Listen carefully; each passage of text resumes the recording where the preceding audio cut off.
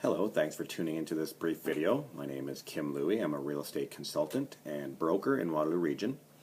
And for those of you who have seen some of my other videos, when I say brief, this one actually will be brief. So I apologize for the length of them sometimes. There's a lot of information and I tend to like to say all of it at once. So if you do have any questions, by all means, shoot me an email, give me a phone call. I'm happy to answer questions anytime. You don't have to be moving.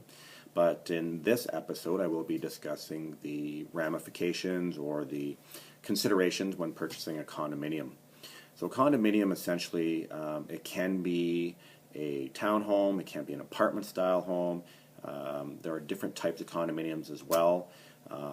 There's also what's called a common element condominium, which is essentially a condominium corporation formed simply because there's one common element. Usually what that is a private road, which requires maintenance, requires lighting, requires insurance, and the law in Ontario at that point does dictate that the condominium corporation must be formed.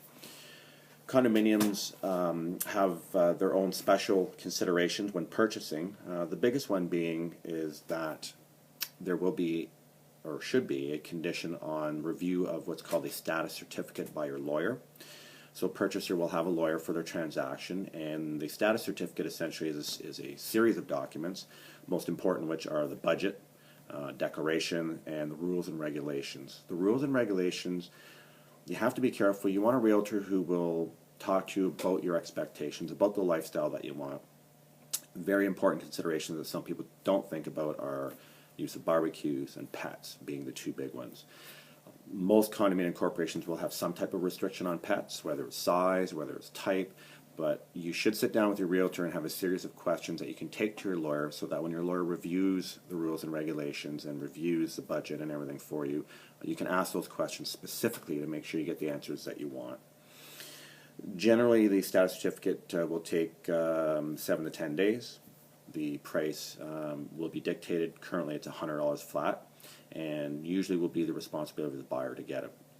The other thing that you want to make sure that you're aware of are what are called special assessments. So there are condominium fees, which must be paid monthly generally, and they go towards coverage of things like maintenance, windows, doors, the roof, common elements. Some will cover water as well, parking areas. However, there are additional charges where unexpected expenditures do come up, and those are called special assessments. There should be a clause, or you should insist that you have a clause in your contract to purchase that states essentially that if a special assessment is levied before closing, even if payment of that special assessment is after closing, it will be paid for by the seller. You want to make sure that you don't walk into an unexpected expense. If you do have any more questions about condominium purchases or purchases in general, or if you're thinking of selling your home or perhaps wanting to know what the value of your home is, please feel free to contact me anytime.